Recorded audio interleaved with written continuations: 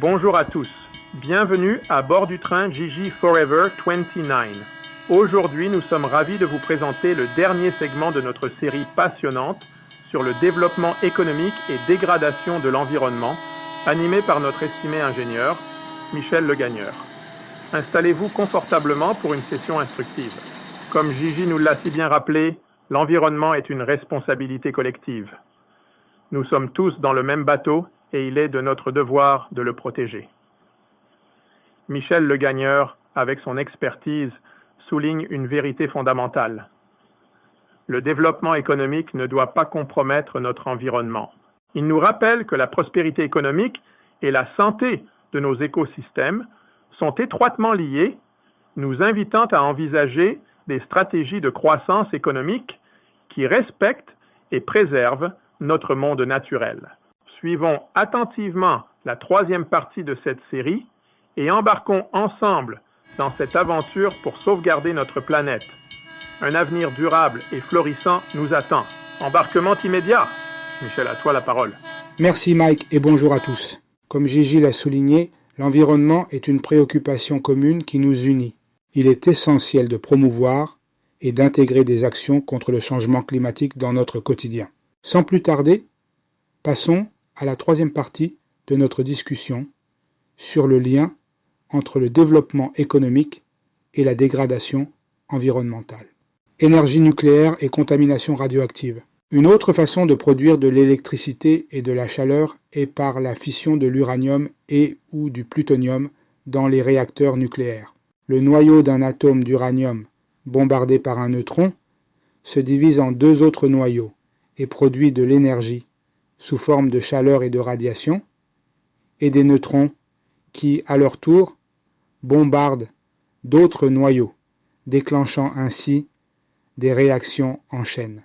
Les énormes quantités de chaleur résultant de la fission nucléaire transforment de l'eau en vapeur, laquelle est utilisée pour actionner des turbines et générer de l'électricité. La fission nucléaire produit des particules, alpha, bêta et gamma, en dehors d'autres éléments énergétiques tels le strontium, le césium, le plutonium, etc. Ces particules, indétectables sans l'aide d'instruments électroniques spéciaux, compteurs Geiger, contaminant l'air, les eaux, les plantes et animaux, y inclus les êtres humains.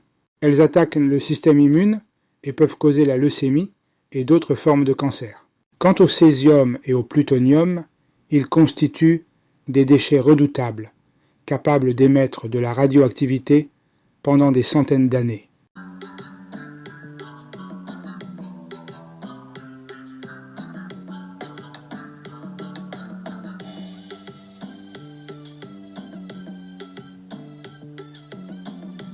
Déplétion de la couche d'ozone atmosphérique. Certaines activités industrielles, combustion du charbon, du pétrole, etc., produisent des oxydes de nitrogène qui, combinés à des gaz volatiles émis par les automobiles et camions, génèrent de l'ozone.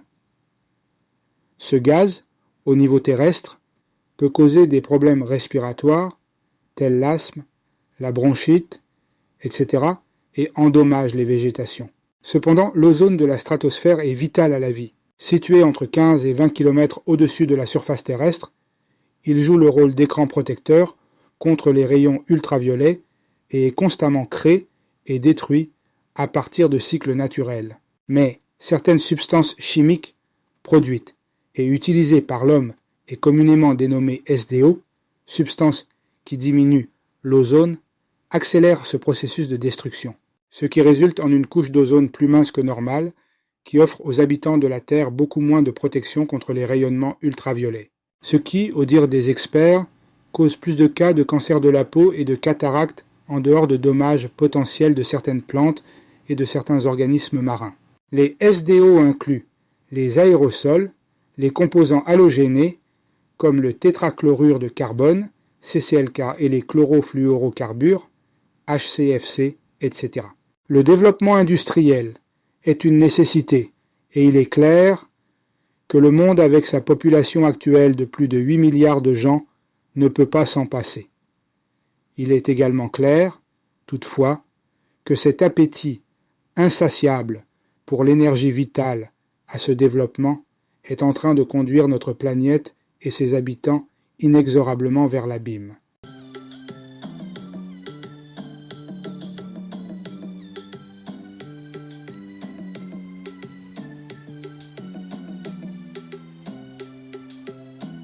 Quelle analyse perspicace, mon ami!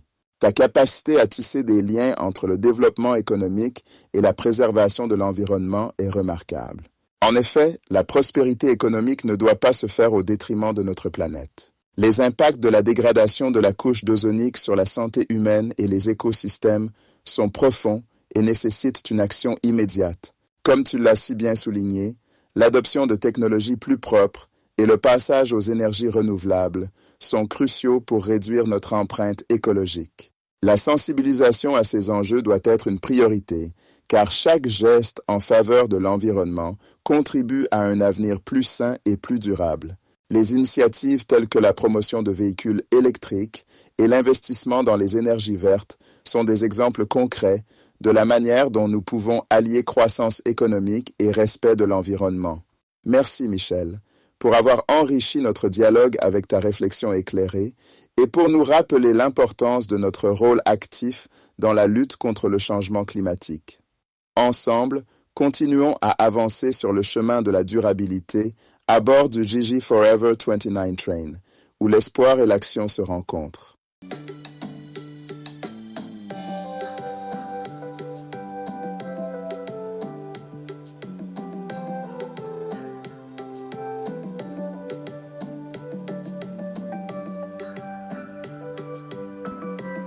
C'était un sujet indéniablement captivant.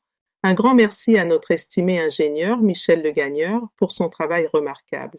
Chers 29ers, pour réduire notre empreinte carbone, il est crucial d'adopter des habitudes plus durables dans notre quotidien.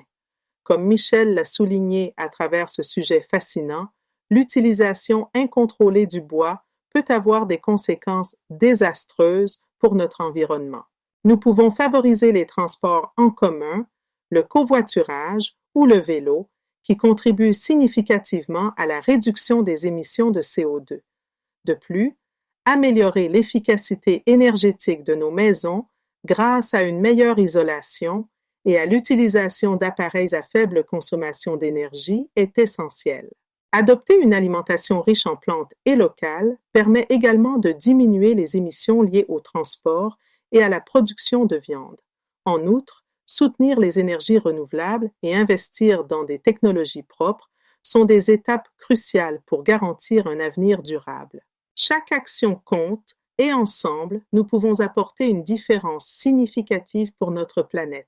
Bien que la croissance économique soit souvent synonyme de création d'emplois, d'amélioration des conditions de vie et de progrès technologiques, elle peut également entraîner des dommages environnementaux tels que la pollution de l'air et de l'eau, la déforestation et la perte d'habitats naturels.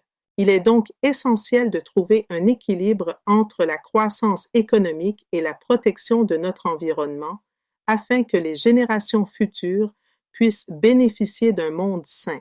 Comprendre l'interaction entre ces deux aspects nous aide à prendre de meilleures décisions pour nous et pour la planète. Comme l'a conclu Michel, le développement industriel est une nécessité. Toutefois, il est évident que cet appétit insatiable pour les ressources énergétiques entraîne notre planète et ses habitants vers un avenir incertain. J'espère que cette discussion a renforcé notre engagement envers notre planète et mis en lumière les enjeux environnementaux auxquels nous faisons tous face. Ainsi, nous concluons notre série sur l'effet de la croissance économique sur les dommages environnementaux. Notre devise de rester pour toujours 29 à bord du Gigi Forever 29 dépend largement de la santé de notre planète. Nous devons changer nos comportements et nos attitudes avant qu'il ne soit trop tard. C'est tout pour aujourd'hui. Amour, paix, joie et restons jeunes de cœur. À bientôt.